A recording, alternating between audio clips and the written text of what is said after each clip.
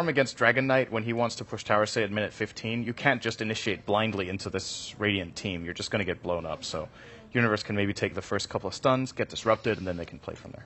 All right. Well, Team Empire, ladies and gentlemen, looking for one extra point just to fight for that chance to be in the top 4 of Group B. The last game of the day, let's jump right into it.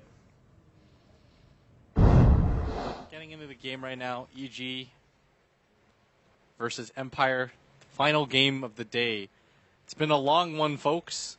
Empire kind of disappointing to me. Like the results are sort of average, and I don't expect that out of this team, right? I mean, it depends on whether or not you take the previous performances of Empire at a TI as a sign. I don't take that.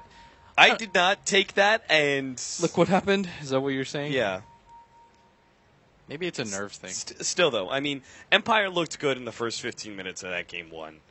And they've got a draft. I actually really kind of like their draft. I feel like it's forced Evil Geniuses into something. Is EG going to fight this? They have so many bad level 1 heroes. I was about to say, they're dealing with an Undying. Attempted Fisher block to prevent these heroes from being able to get to the bounty room, but that's not going to happen. I think they just kind of assumed that the aggression was going to come out from Empire in the top lane. Yeah, and this is so actually, they would just naturally go for the one hero pickoff at bottom. This is going to be hard for Sumail because he has to run all the way. Oh no, he's going to run into Aloha Dance too, who's just going to right click him. And if he's forced to use a Remnant here, it's not even going to hit. They're just going to right click him, and they're zoning him out of this. Resolution is actually joining them. They really want to fight this one. Oh, this is very weird, but Sumail's actually kind of stuck inside the pit. They manage to get the sleep onto Fear. They're just going to right-click down Sumail, and they get the first blood. Aloha Dance turns around, goes for the decay. Last couple of right-clicks on Fear. Yeah. Aloha Dance, he's going to try and go into the Roshan pit to deny himself, but those poison will actually finish him off. Farther down, always want to fly, chased away by PPD. What an awkward engagement. Silence now coming down. He's going to try and catch PPD as well. They have a sleep. Always want to fly. He'll get in range eventually. He's much faster, or 5-minute boot speed faster than PPD. This is such an awkward engagement. They might actually just kill PPD, though, by the virtue of right clicks. And yeah, PPD doesn't have mana for a Fisher, so as long as they kind of stay in range of him, he's going to go for the deny on the neutrals. Light strike array, and the right clicks. They get a secondary kill now.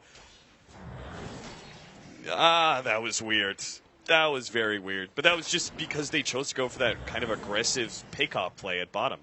Is this a support Silent?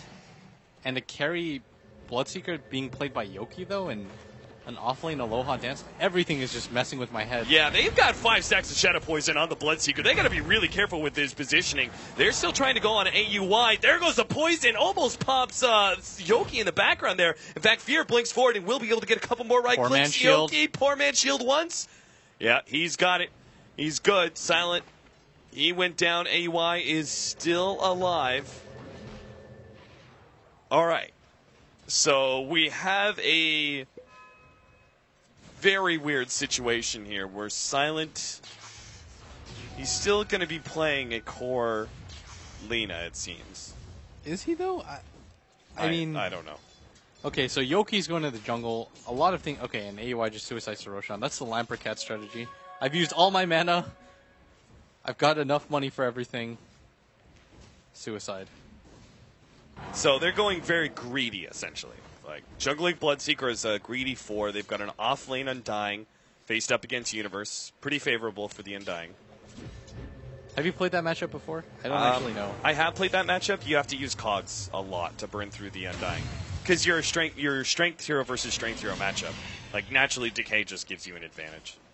Yeah, this is so weird, though. I'm not used to seeing any of the setups that they currently have. They finally rotate Yoki out of that bottom lane and into top, so I'm not quite sure what the original plan was there, but it looks like PPD is heading mid, but... Okay, so the original plan was a dual lane of Bloodseeker Undying, I think. That makes a lot of sense. Yes. And then they run a Bane-Lina duo, which obviously has a lot of kill power. Yeah, but things just kind of went wonky, crazy. I guess, with the first... Yeah.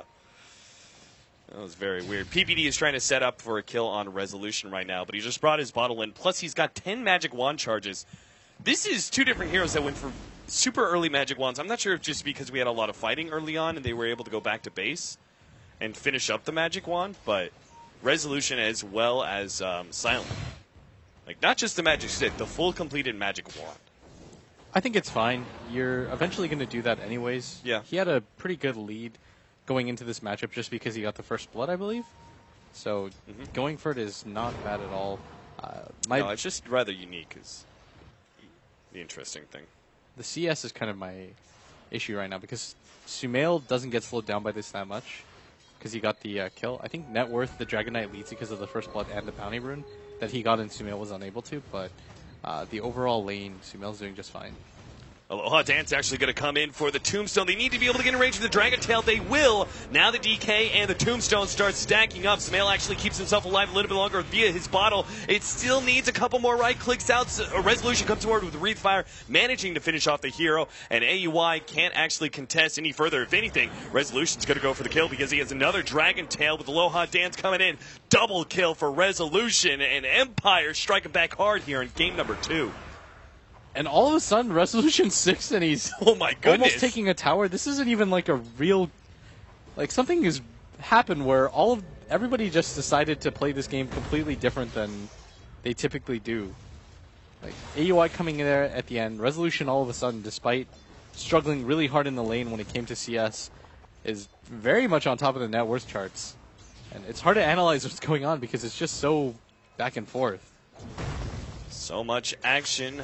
Bit of harassment there from the Fisher. Bottom lane, meanwhile, Silent is playing. Yeah, Fear is a Queen of Pain versus a Bane-Lina combination. Like, this is incredibly dangerous. The Shadow Demon can't even do that much because you Bane sleep, you set it for the Light Strike Array. What happens if you fake out the Light Strike Array and he accidentally disrupts? Then you're actually just setting up the Lina again for a Light Striker. Oh, hook shot, actually catching Aloha Dance. That's not the hero. A two-man decay with the Tombstone over the top. Universe desperately trying to get away from this one. Aloha Dance should be fine. The Tombstone starts chasing away all of these heroes. There's 4 EG heroes mid right now. 4 heroes mid, and they couldn't actually win the fight. Yeah, that's the power of Aloha Dance, playing that Undying. Just getting multiple stacks of decay and just securing that Resolution has a good start, who's been untouched most of this game. And Sumail is struggling right now. He does have 32 CS, but those 2 deaths are really setting him far behind. And Resolution is 3-0 already, and this is not the type of player that you want to give this confidence boost to. Still waiting for the pickoff here in bottom lane. It's got to come soon. Silent has his level 6 coming in. Because again, I'm just waiting. Like, AUI staying very far back, and I'm sure that like the first attempt they go for the sleep and the Light Strike Array, like the disruption will successfully dodge. But eventually, there's like Empire going to learn. There's going to be that mind game. Yeah, Fear has to be careful up top. The Bloodseeker, because he's been left alone, he has 44 CS, and he's in the off lane. He's doing so well right now. Fear is not doing nearly as well. He's quite far behind when it comes to levels and farm. I don't even know if PPD can defend him here if he misblinks. And this is going to mean that because PPD has to be at top in case the Bloodseeker goes there, because if PPD shows himself mid, I think that he just runs at Fear at top, right? And then they manage to get the kill. He's actually going to go for it, but Fear smartly brings himself a TP and doesn't overcommit for anything. He did that thing you were talking about too. Mm-hmm. The blink way, instant move. Yoki is going to be caught here by Universe. Good rotation out from EG. They gave up the middle tower, but they got the deny on it, and they also managed to kill the Bloodseeker, slowing down his very important farm. Yeah, he still has a pretty absurd amount of farm, though, and now the time has passed where EG can safely kill the Dragon Knight. He's got 1,000 gold. If he wants to, he could one creep away from being able to pick up his Ogre Club, and that would make him virtually unstoppable. And it looks like... what about Shadowblade here for this game? That's what I was thinking. Just nice. Because of how early he would get it, yeah, it would create so much discomfort for EG. And it's incredibly strong versus the intelligence cores, these very mobile heroes who are dependent on their blinks. Yes, I completely agree with that assessment, actually. I think that it would do a lot of work, but I don't know if he will do it. It's not the safest option. It's a little bit risky.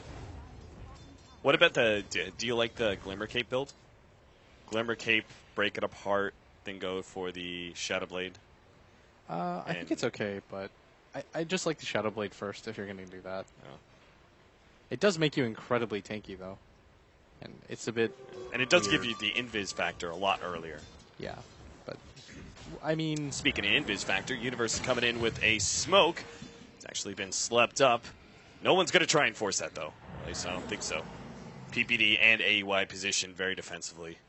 Resolution's coming in with an invis rune, though, and EG, I think they know that this is coming because they had a ward, but AEY has to be really careful. They've got Elder Dragon for him. Even if he's like right in front of that tier 1 tower, Resolution could just pop the Dragon for him for the long-range stun. Oh, PPD thought that he was going to go around? Yeah, PPD gets caught, and good disruption save, but he's still PPD in a bad position. As we were talking about earlier, the disruption almost sets up the Light Strike array in a lot of situations. Universe is thinking about a hook shot there earlier, but it's just too much. Can't fight into the Undying, and another tower will end up falling. Is AEY going to go for the deny? Not a chance.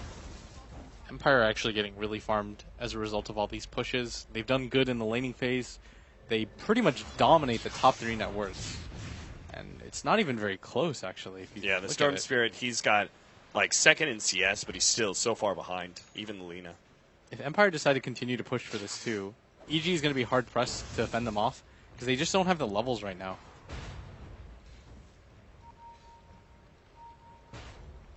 Yoki moves over. He's going to have his Hand of Midas soon with the amount of farm that they're picking up.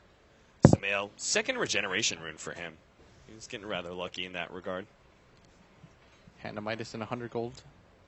And he should be able to snowball heavily over the clockwork. This is not the Sumail that we've seen the last 3 or 4 games where he just had such a great start in the laning phase. That first blood and then the subsequent kills really seem to have just messed with his internal timings. Fear's trying to make a recovery at the top lane. What's he going for? Oh, that's actually just a magic wand he's completing.